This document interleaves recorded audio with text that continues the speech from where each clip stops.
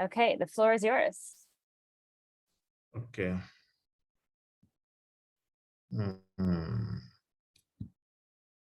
Yeah.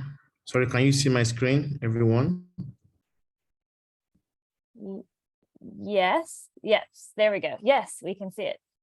Okay, good. So, okay, great. So, yeah. Basically, thanks so much for being here. My name is Dr. Elegbede. I am based in Germany and as well running some projects in Nigeria.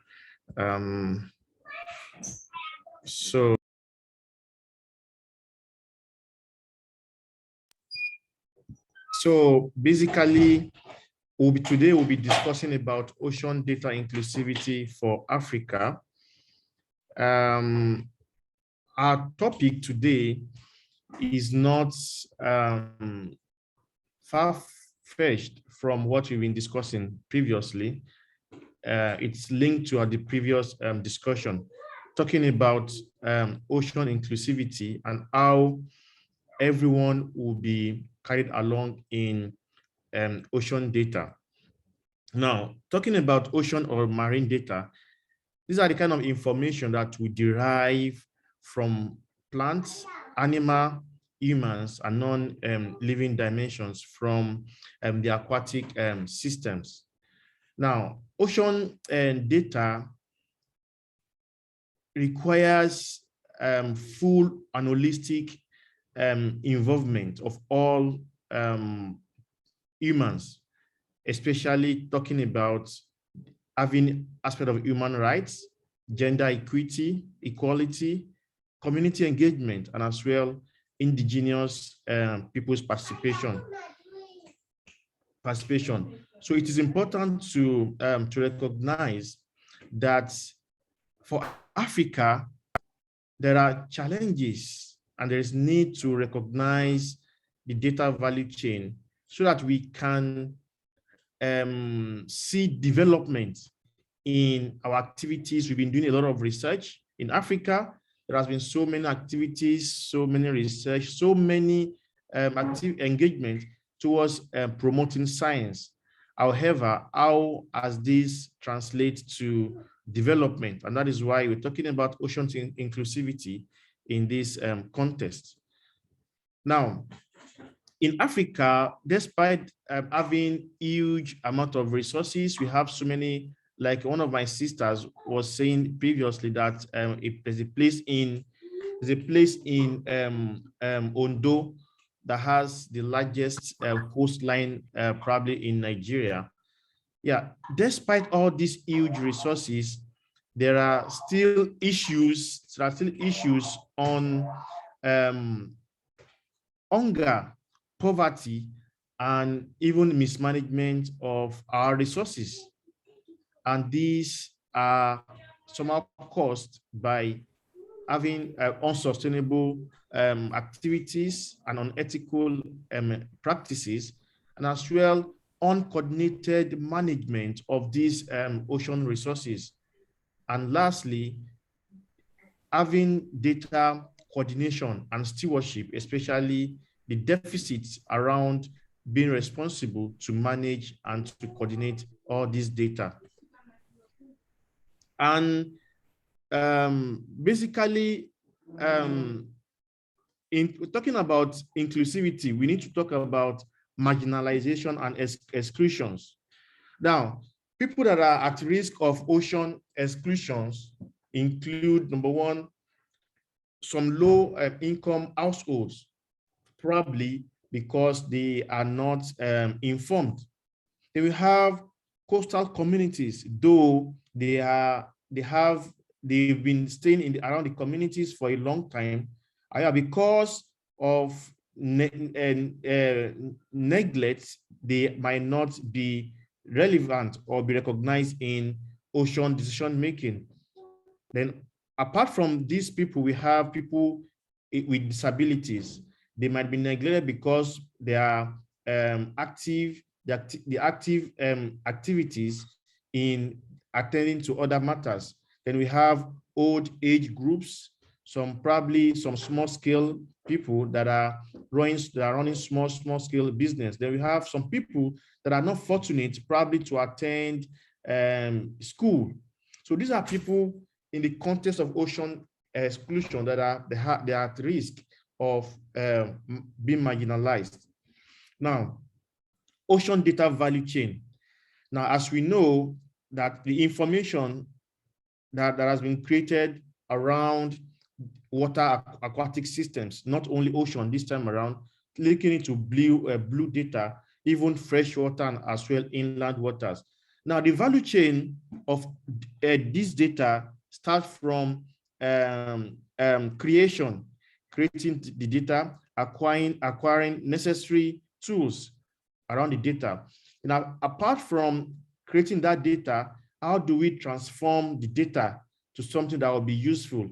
That's now include combining, aggregating other forms of the data and transforming them to something that will now be used to analyze, to give them value, to give them package, then that will be eventually be seen or being adapted by users that will be able to use this data as products. I'll be able to use them for decision making, for policy, and as well for various activities. Now, in looking at this value chain, one thing is important: the need of the people.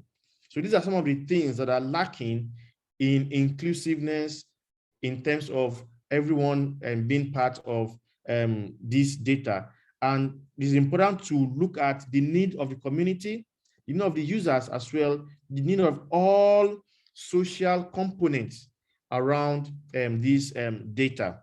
Now, just a brief statistics to talk about digital access in Africa. There's a statistics that shows that averagely in Africa, you can see like this male versus female region in Africa. You can see Ghana has the highest in terms of being accessible to data, to digital technology. Then you can see in terms of household, you can see South Africa has the highest value.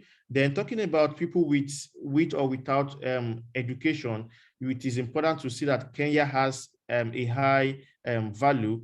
And lastly, talking about adults from age 15 upward, you can see that as well, South Africa. This data reveals that averagely there are still more to be done in terms of having access to data and having access to digital information in the African continent.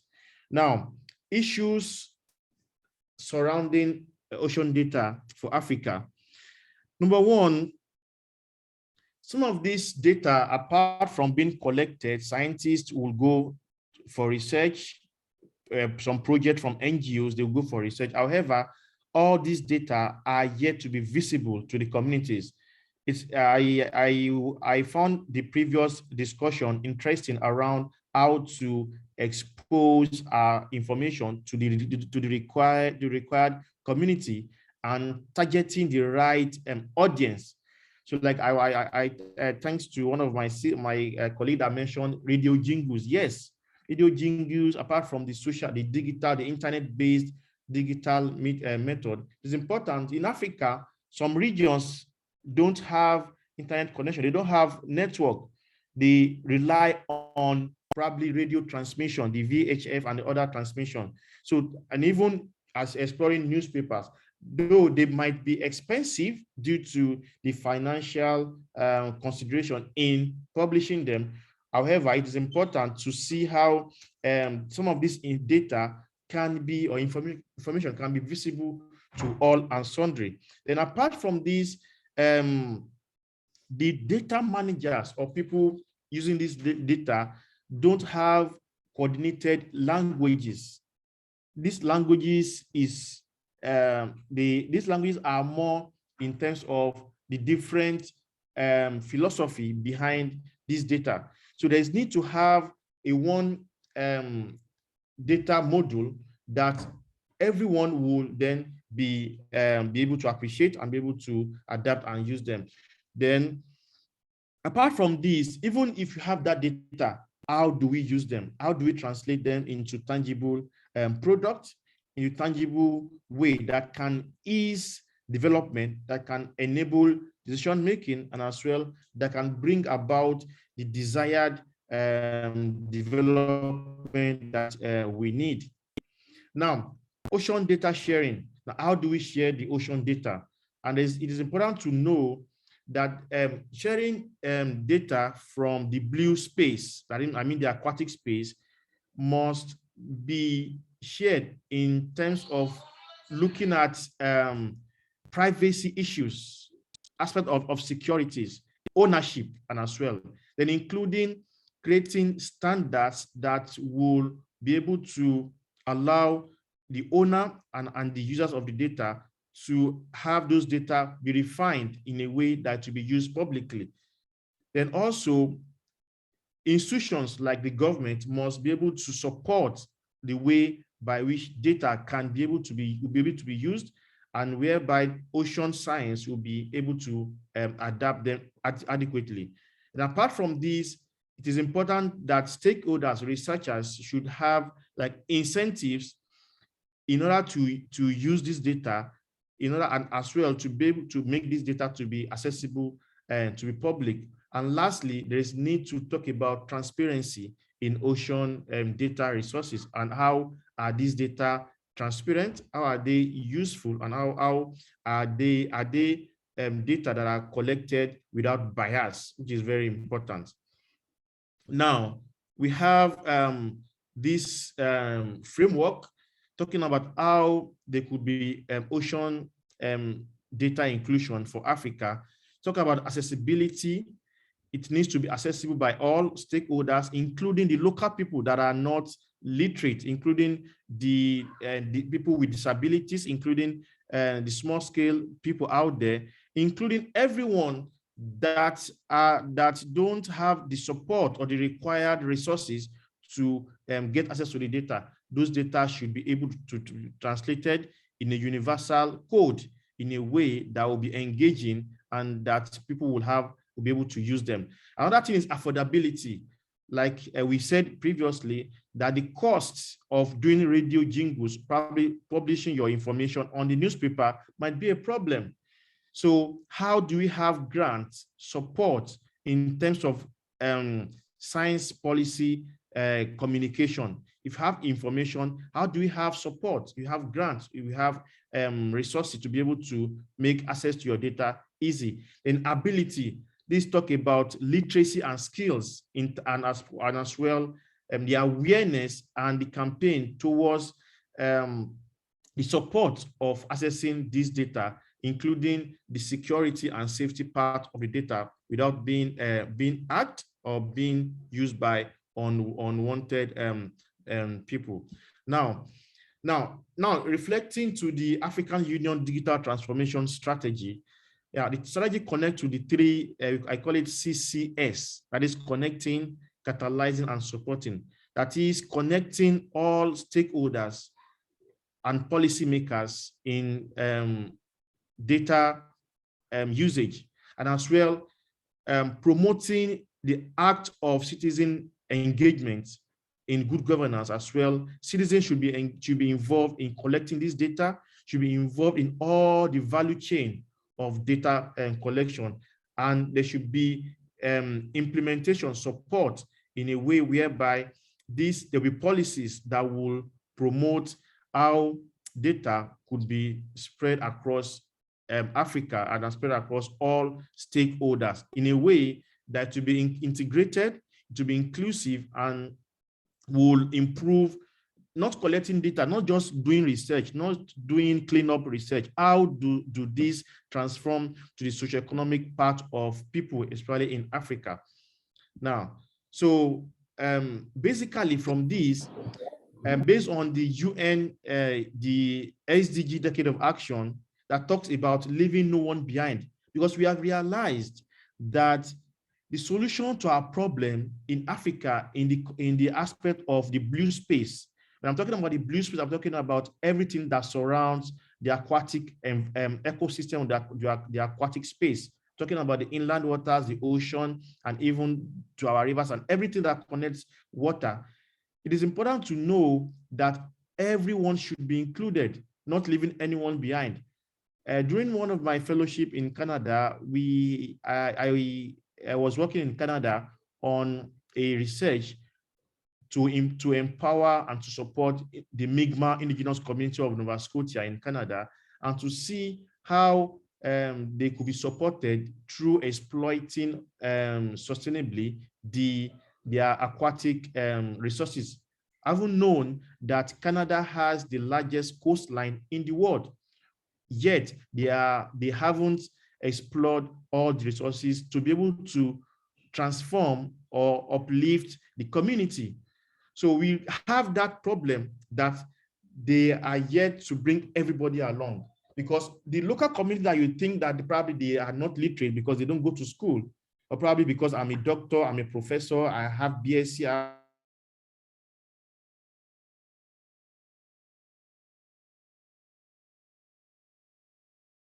knowledge of these water resources. They have sorry, can you hear me clearly?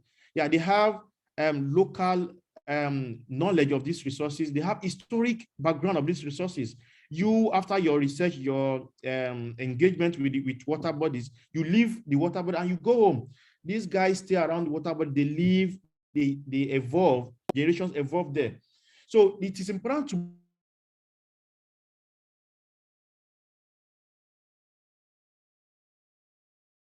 of ideas, and as well to be able to see how they can be active and they can participate meaningfully. Now, apart from this, it's important to connect between the bottom up and the top bottom approach. That is, not only having a one directional path on decision making, on collecting data and sharing. Now it will be from the top and the local people, and as well from the local people to the top, meaning it should be holistic and to be connecting. Then also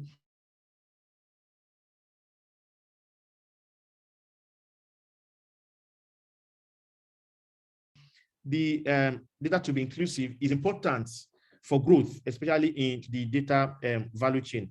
Now, for the decade of action, like I mentioned, it is important to have incentives to support ocean data, blue data inclusiveness, and also to have transparency and promote ocean sharing, and to scale up all this information to be able to a language that will be adaptable to the local people, and the local people, including the indigenous community, the local community, and even the researchers who will also be able to participate in decision making.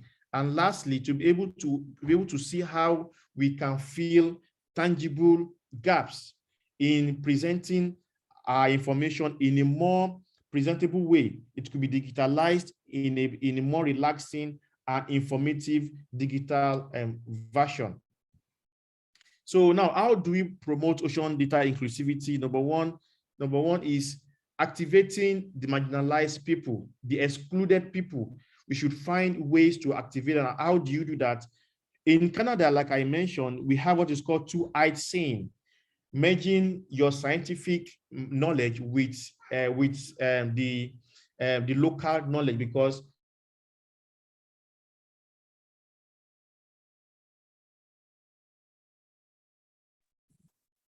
they them on board. Even when you're writing papers, make sure that their names are also activated as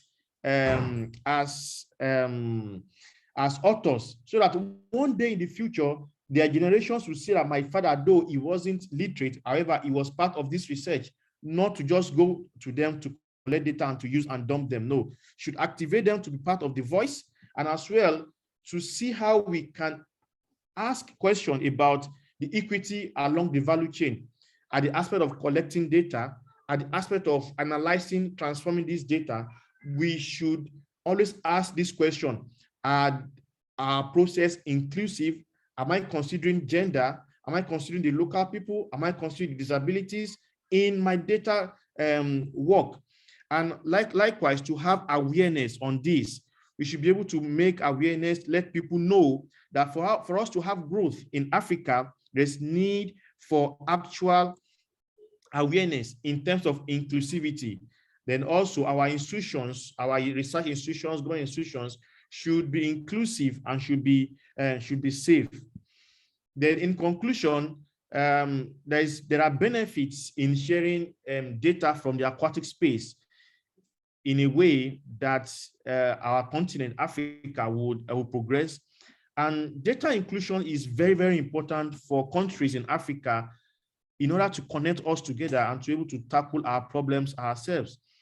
And then lastly, there will be issues, though there will be need to inculcate or to look at support from foreign communities. And it's important that we get support from them, because we should not be able to do it alone. One of the SDGs, I think SDG 17, talks about partnership. There's need for partnership between the global north and the global south, so that there will be development in the ocean space in Africa through combining the local, the traditional, and the scientists in a way to be adaptable to collecting data, working with the data, and as well sharing them for use. And lastly, I will leave us with this message from the Decade of Action that talks about mobilizing everyone for change in around the aquatic space, around the blue space. And apart from this, it has turned to something of an urgency. We need to be active in this. Any activity engagement you are doing at the local level, make sure that all those guys you think they don't go to school, make sure they are involved. Make sure it as well, your approach should be ambitious. And lastly, let's adopt adaptable innovations, adaptable designs, adaptable solutions that we'll be able to have solutions. It's not only about doing research, doing cleanups, doing this, doing that, not only being too technical, being social, or being economical in our research. However, how to look at the need assessment of the people, to be innovative, and as well to see how we can bring traditional solutions that will be easily adaptable and will be sustainable for Africa. So on this note, I thank you everyone for listening, and as well, it's important to let us know that Africa, like some of us that we are here, this summer school is brought to Nigeria in Africa. It's important to let us know that there's need for development in the aquatic space, in the blue space in Africa. So thank you so much, everyone.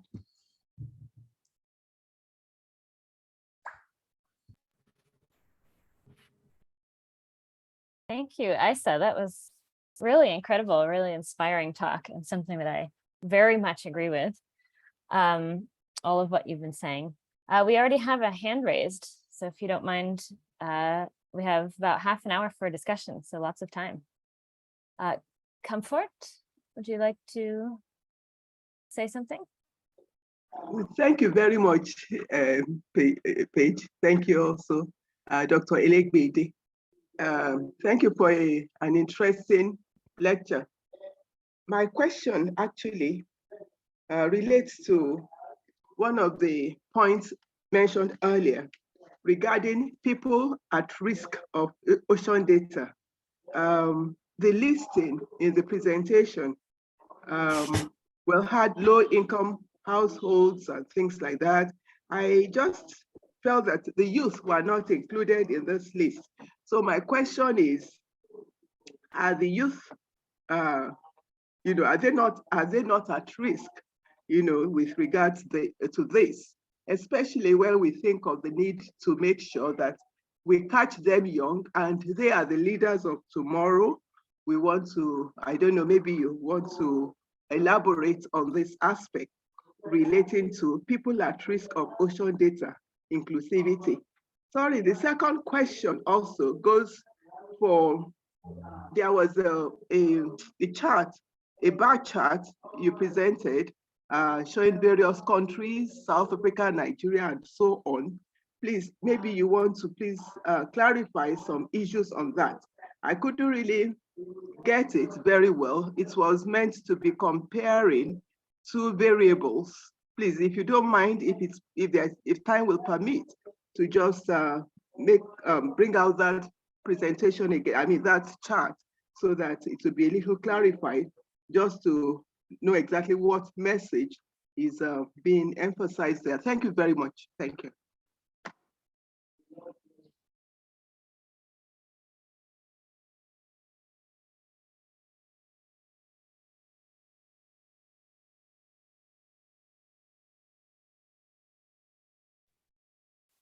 Isa, would you like to respond? Yes.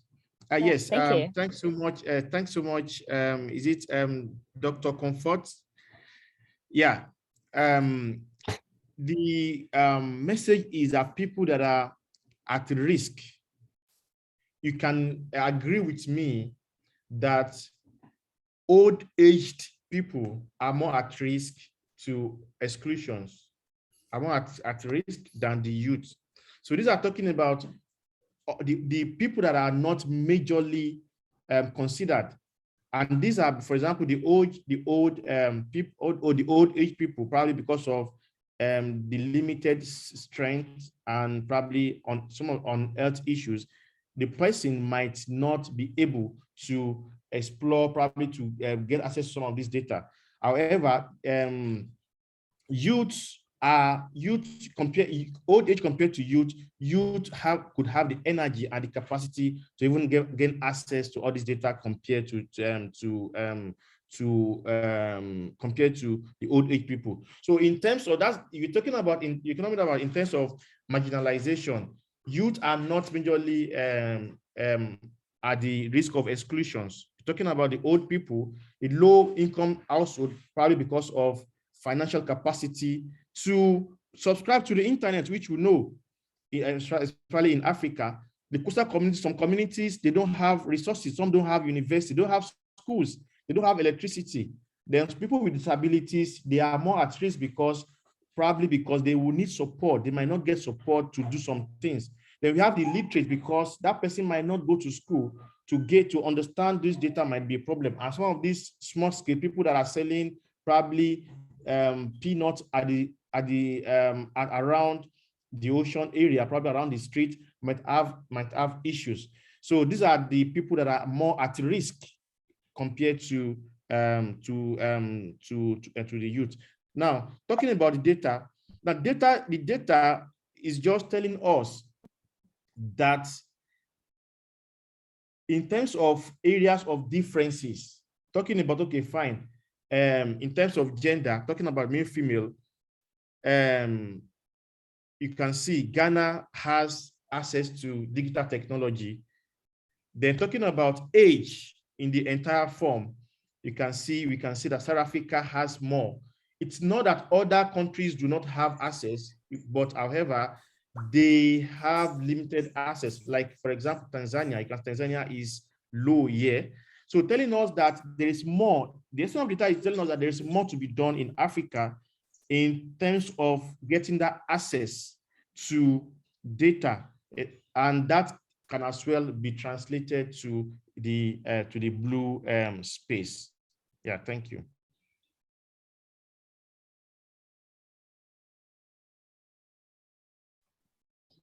Okay, thank you so much. Idowu, you're the next hand that I see. Would you like to make a comment? Yeah, thank you very much. Thank you, Dr. Isa, for your good presentation. I really enjoyed it.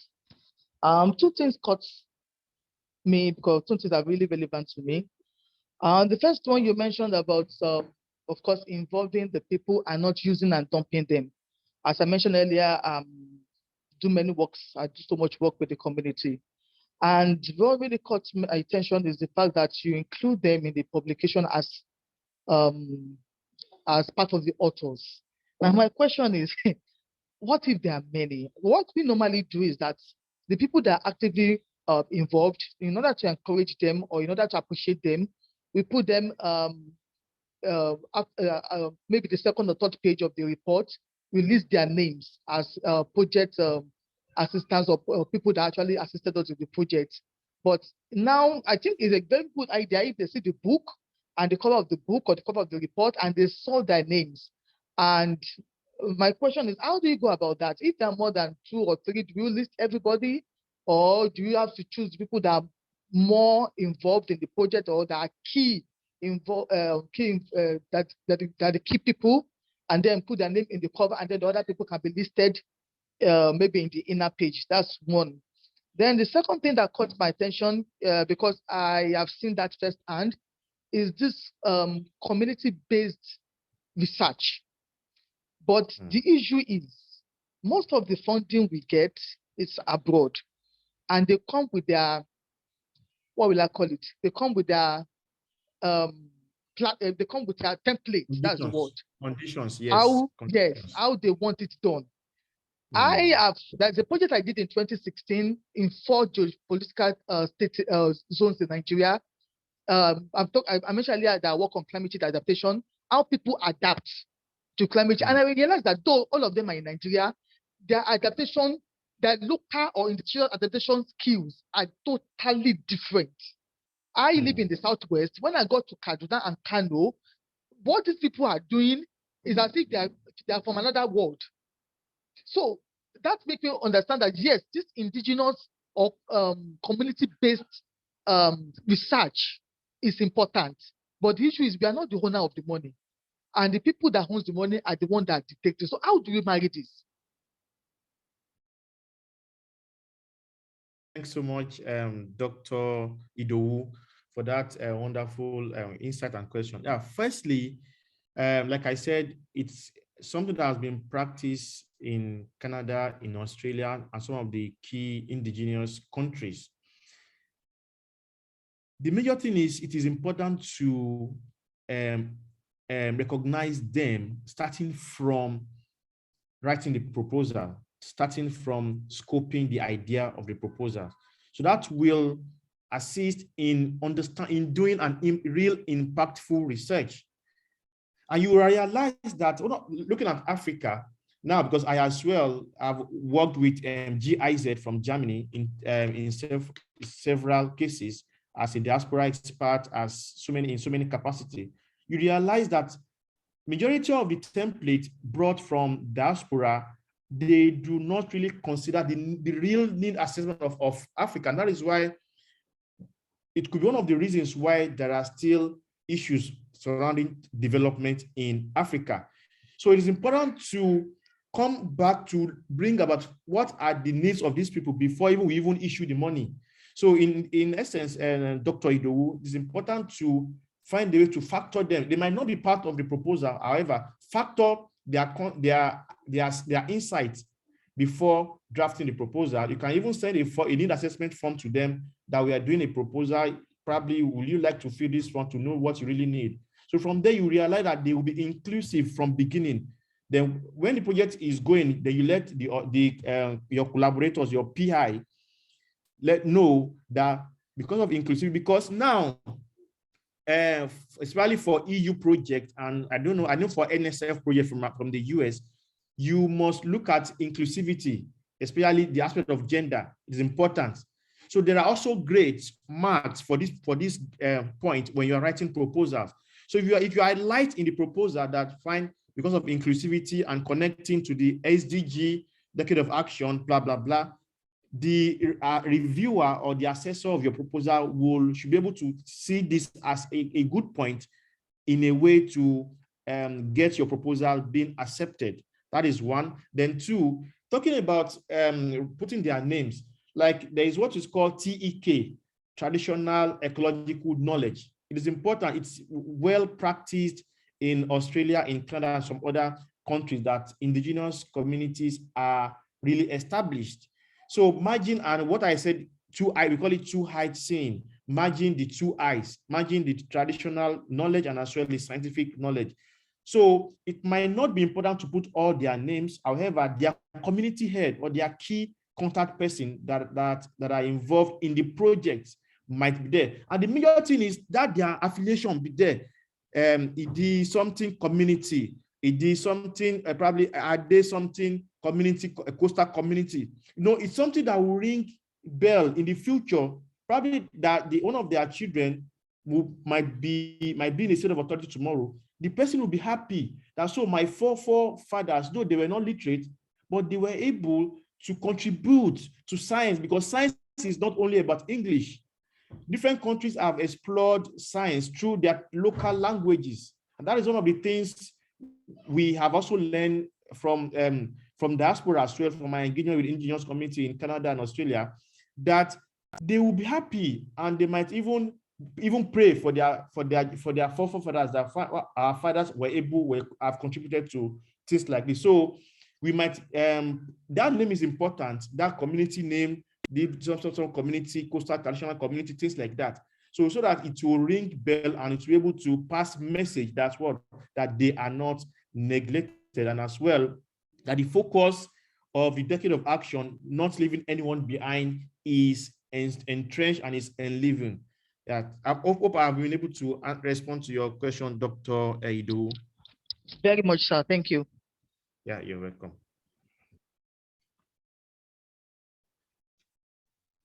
Okay, thank you again. We have another hand raised from Emmanuel. Good evening, everyone. Thank you for the presentation. My name is Emmanuel Oyo. I'm an undergraduate student of the University of Calabar. And my question is, how can we bridge the gap in items for instrumentation for data collection? Yeah, sorry, bridging the gap between what? Bridging the gap in items for instrumentation of data collections. Yeah, okay, fine, great. Yeah, I understand your question. Yeah, you're talking about aspect of capacity, skills, and also aspect of technology. Yeah, it's important. Yes. It's important that in the blue space, in the aquatic space, not all data might be easy to collect. For example, talking about seabed, last week I was invited by one NGO SOA to talk about seabed, defeating seabed mining. But where we are saying that there should be like a moratorium to have like an hydrographic survey of the ocean bottom before you begin to pollute the ocean ecosystem and damaging the biodiversity. So in this case, it might be challenging to have technology, skills, and capacity to get some data. With that, that will be tackled through connecting to partners outside Nigeria, because we cannot do it alone. It's one of the aspects of the SDG that talks about partnership, not and connecting, working with people, the support between the global north and global south. And with program and networking activities like this could spring up that. I agree with you, in some localities, some researchers, probably in Africa or in Nigeria or in Ghana, might not have access to some instruments. But with that, and we cannot kill ourselves, we can only do based on our means. However, with that, it is important to attend fora like this to communicate with researchers. Researchers, you have probably a paper you have read, connect with them, send a mail with them. You have this idea, however, you need support in terms of collaborations. And I'm sure they will be willing and they will be interested to partner, to support, and as well to see.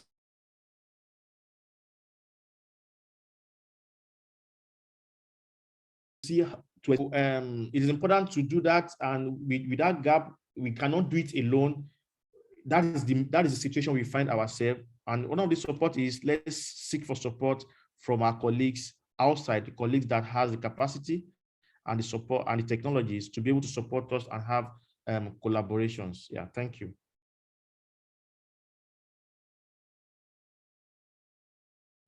Wonderful. Thank you again. We have another hand raised, and that's from Victoria. Thank you very much, Dr.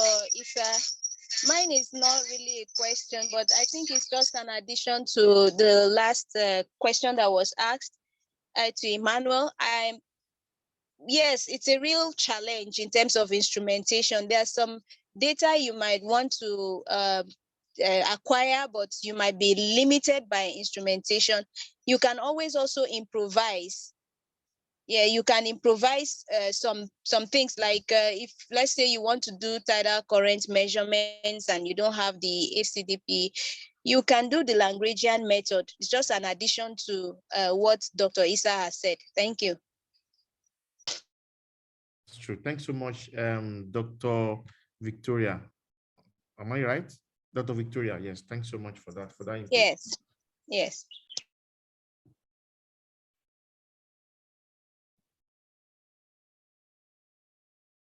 Okay.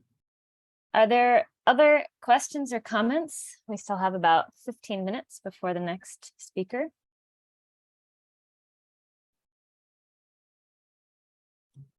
And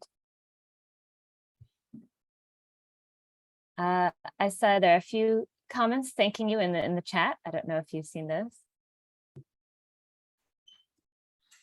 So we can always discuss, because inclusivity issue is a big concern for researchers, especially in Africa. And we can always discuss, that is my number on the charts. We can always discuss on how to promote inclusivity, how to see how our research, the research we've been doing is really making impact. And research is not only going to the laboratory, going to the field and getting some data. We have realized, based on statistics, that the majority of our research usually stay on the shelf and probably hanging somewhere in Scopus, hanging somewhere in ISI. And at times, sometimes if you now need to even get that data, you still even to pay to get that paper. So that is why there's need to translate the information that we have gotten for research into another way that will be easy for the local community to access, to digest, to use, and to be able to see how they can translate to impact. And it is important, like as well, that our government institutions need to do a lot. There's need for them to give support. Like I said, it is important for us to get probably grants on disseminating science research, using blogs, using social media, using radio, television, even going to our traditional leaders, the Bale, sorry to say that in Yoruba, the Bale, the king in our community, in the community where you have done that research. Our royal father, these are what we have done. These are the things we think it will be useful. Connect with them, let them know that their community as well are relevant. So these are ways of bringing inclusive, and for us to grow in development in terms of the blue space. I'm talking about the blue economy, the blue space, the ocean field. Inclusivity is key. Inclusivity is key. The people, the local communities, the traditional people dwelling around the community, like I said, they have historic knowledge. Some of them have been fishermen. The guy inherits that fishing skills from his father. It's a generation down. And these people are always in tune with the language. You usually check forecasts before you go on the field. They know the traditional. They have the traditional knowledge. It's not spiritual.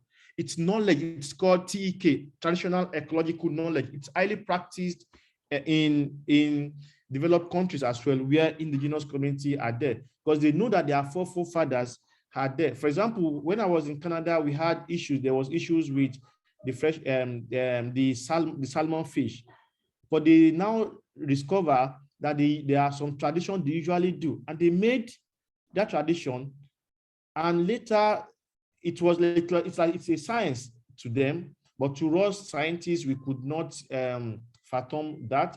But later we now realize that it is possible based on one or two factors, and that is what is called science. Science is not only about English or about history, because their science might be limited in terms of capacity, technology, and the rest. However, it's also a science that can be able to fill a gap that we scientists have done. And you can see, after having a lot of research we've been doing since years, we still have big problems affecting us globally, and leading us to the fact that everyone must come on board to see how these complex problems could be solved in a complex and holistic way.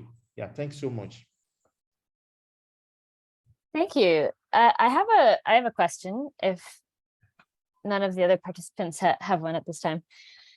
I think this is a really important topic, as you've mentioned, really important for Africa and for African science.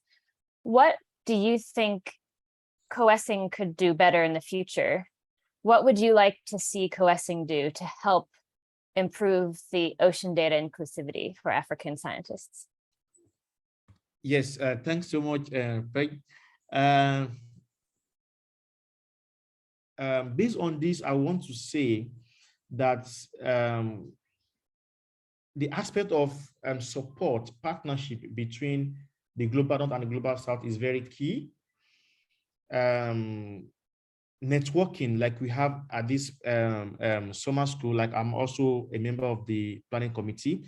So to see how we can connect, we can interact, and especially to our audience, there are lists, I'm sure very after the program, we are going to share some information of some members to you. So we can always share information. You can always contact someone that you think might help you in any challenge that you're facing in your research, or probably in the context of inclusivity. So COESing should be able to, number one, create avenue for locals, for example, on the plenaries day, to bring up, to always invite traditional community members around the ocean, probably fishing cooperatives, people working around ocean matters, to be involved and let them have their say or their speech or what they see about that. Then two, aspect of translation.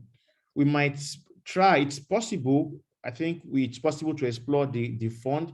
Probably we can invite them and see how we can blend, translate some of this English, big grammar we've been saying since Monday, into simple language, or probably into simple language that average people can understand.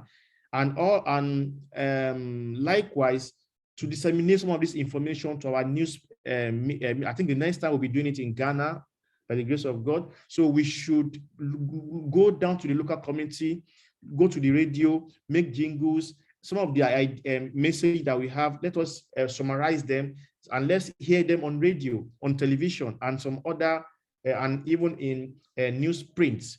So with this, it's possible to tackle inclusivity issue. Then apart from this, it's commendable for the committee that this year we have progressed in aspect of gender balancing. Our gender ratio has increased compared to previous years. That is what we're saying about inclusivity. Subsequent year, we should also do more in terms of reaching out to people, not only male. Like yesterday, I was part of a session on STEAM, gender and STEAM in ocean science. So see how to reach out to more females, more ladies, more girls to participate in this. And perhaps you might even delimit activities of COESing to only our institutions. Let's go down probably to have a day that will connect with secondary schools to see how we can let them understand the ocean, because in Nigeria, people don't really value ocean. They just see probably you are a fisherman, or they see around they say you are doing fish farming course.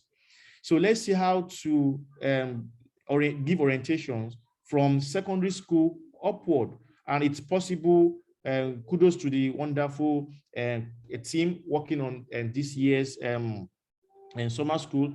So with this, which we can translate, and as well that could help to upgrade the next summer school that we'll be having in Ghana, hopefully. So I think there are a lot that we can do, and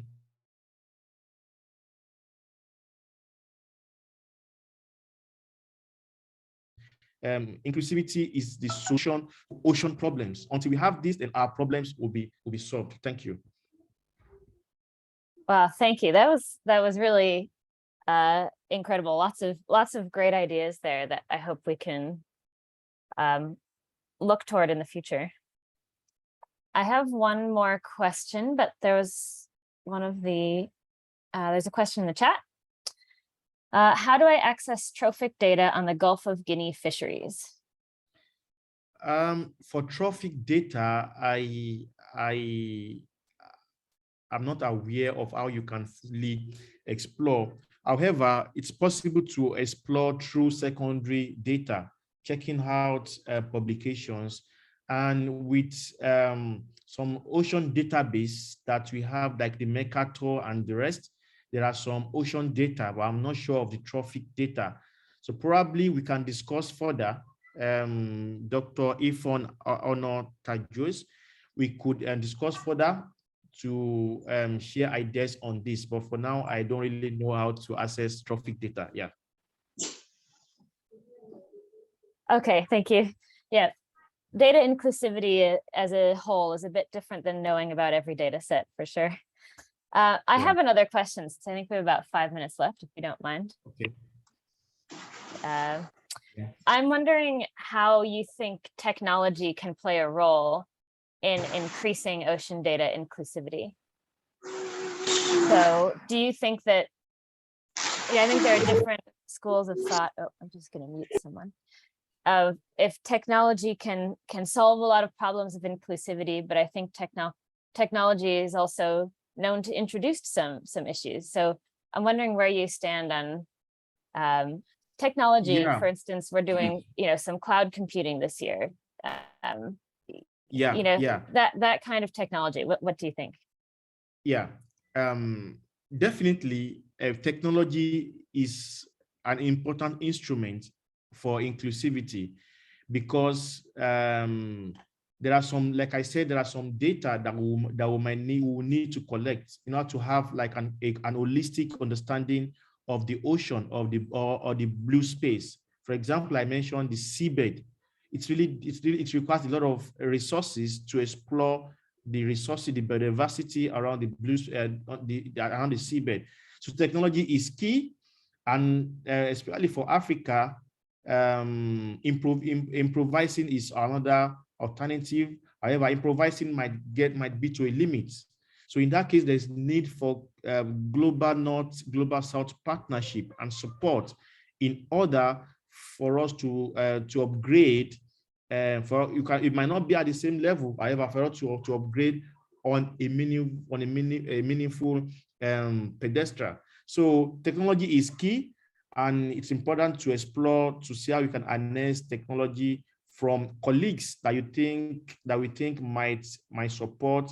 And it's a continuous process. And looking at the Decade of Action message, the last point talks about technology, that we should look at holistic technology that is as well that can actually support and promote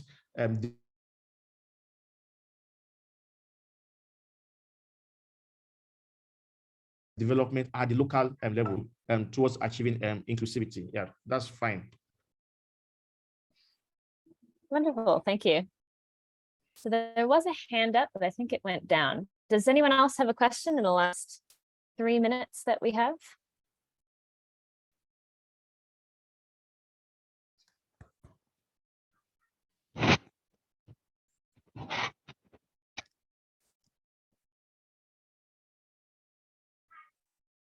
I'm not hearing any questions.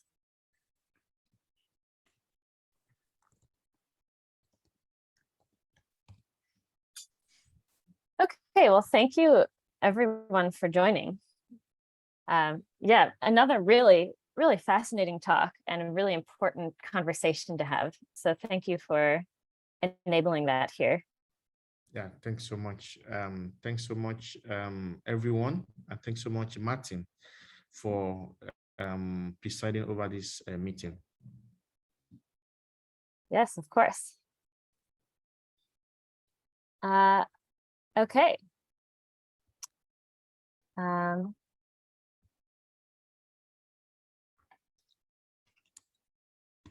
So if you want to stop sharing, I will stop the recording. Okay, yeah.